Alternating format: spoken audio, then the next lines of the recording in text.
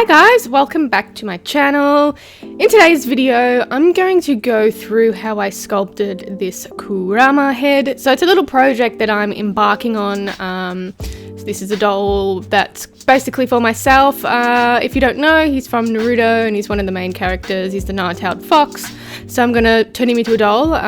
I've got a whole bunch of Naruto figures that would work really well and do really good photo shoots with. So if you want to know how I sculpted him, stay tuned. Right, so first off, I'm starting with a aluminium foil base core. So what that does is it makes the weight of the doll a lot lighter and also gives some structure to your starting sculpt, and also it uses a lot less clay as well. So you don't really want to make a solid sculpture if you're using polymer clay, because it ends up being quite hard to bake. The temperature can't get through to the core of the clay, so I always use a aluminium foil base to anything that I'm sculpting in polymer clay and then baking. So what I'm doing now is I'm just blocking out how I want the sculpt to look. So just doing a really rough sculpt of the shape and the dimensions of the head. It kind of turned out a little bit bigger than what I initially intended it to, but that's not to worry. It just makes it a little bit more difficult to sort of make the doll evenly distribute the weight across the doll, but usually it's okay if you do it the right size. So I'm using Sculpting Original for this particular doll. I like to use Sculpting Original a little bit more than Super Sculpting, just because I like working with softer clays. Where I find Sculpting Original is good for things with a beige sort of skin tone based. So, for example, rat ears or rat hands or something, they usually have light coloured skin. So that beige works quite well for things like that. But it is a lot harder to work with, so you need to have a bit more stronger hands to work with that type of clay. But yeah, look, I prefer to work with Sculpting Original. I just find it works better for my hands and I'm able to sculpt better with it. Right, so I'm using glass eyes for this doll, and I generally use glass eyes for most of my dolls now. And with casting glass eyes inside of the resin, I have a tutorial over in my shop at creaturesandthat.com.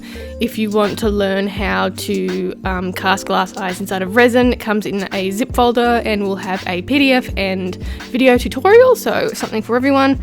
And you can get started making your own dolls with that tutorial. So I've got some glass eyes here. I went for sort of the cat-like pupils for this doll. I think it mostly works for Kurama. So I'm just mapping out where I want the eyes to go. So for this one, I wanted to actually create an eyeball as well as the pupil and iris. So I sculpted the white bits out of clay and just placed the eyeballs in that clay piece, and that will essentially become the whites of the eye. And then once I've placed it and I'm happy with the symmetry and the location of the eyes, I can start sculpting around the eyes and building up more character as we go.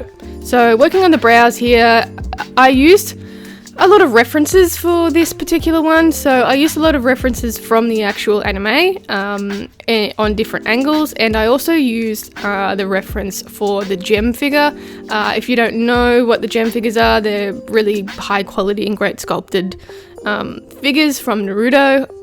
So I referenced the nine-tailed one, which works really well because there's a lot of images in regards to that sculpture, so you can get a good view on all the different angles of the fox. So yeah, I always suggest having references when you're sculpting. It helps a lot. Moving on to the teeth. So the teeth were a bit more of a challenge, I think, for this particular doll, I want the fox to have a snarly look to it rather than a closed mouth. So I have some of this translucent clay that I've used previously in a lot of other sculpts that I've done for teeth in particular. They work really, really well because they're sort of the same color as teeth, rather than just doing them white in Sculpey Original. So that's a good little tip if you want a bit more realism in your dolls. I can do a video on this particular clay if you're interested. So let me know in the comments and any questions you have about it, and I can make a video about it that will help you.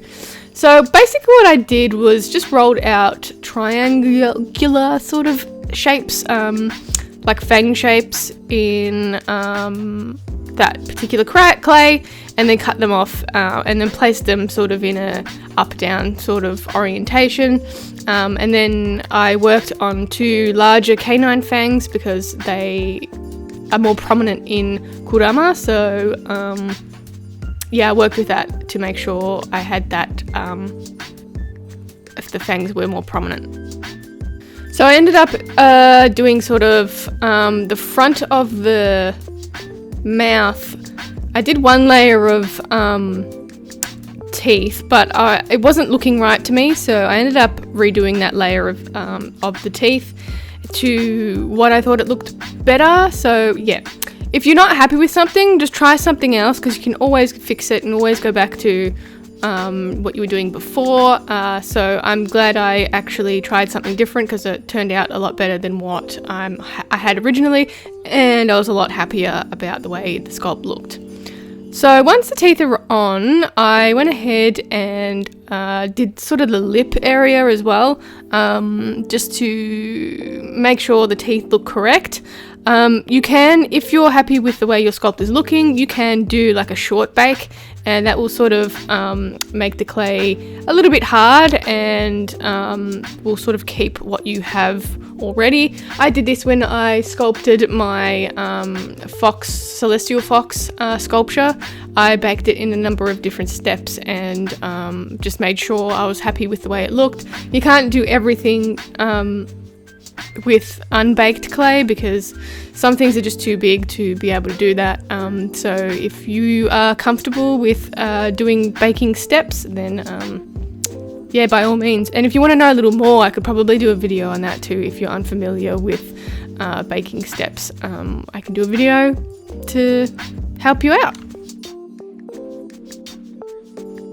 So now that I'm happy with the way the things are looking, I can start building up on any more details. So I'm building up the snout area, the nose area, and around the cheek area, just to make it a bit more protruding and a bit more fox-like. But I always, when sculpting things for art dolls, I always like to make it a little bit smaller, because that gives me a little bit of play with the faux fur that I'll be attaching. So if you make it too big, the head ends up looking a bit too big compared to the body. So I always make it like a tad bit smaller, because when you attach the fur, you can sort of play around with the pile of the fur and the length, and that way you can achieve what you're looking for a little bit better than just sculpting the details in the clay.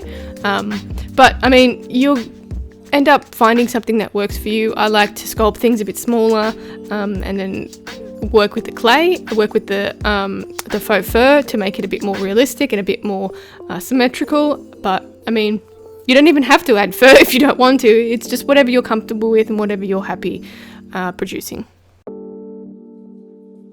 So I'm not adding a whole lot of fur texture to this piece, just because I will be covering it with clay, with fur. So I only added just a tiny bit, just to sort of see how it looks and see if I'm happy with it. But by all means, you can do that if you like. I like to do it only a little bit sometimes. Sometimes I do it the whole thing. It just depends how you feel. But I also have a sculpting video that will be going up on my Patreon. It will be on how I sculpted the hands and feet for this one. So if you're interested in that, they're available for my $5 and up tier. That's over on my Patreon. And I want to thank my Patreons again for supporting me. I really do appreciate it, and I hope my videos help you in your art journey. But in the meantime, you can check me out on Instagram and Facebook at Creatures of Nat. And I'll catch you in the next one. Bye.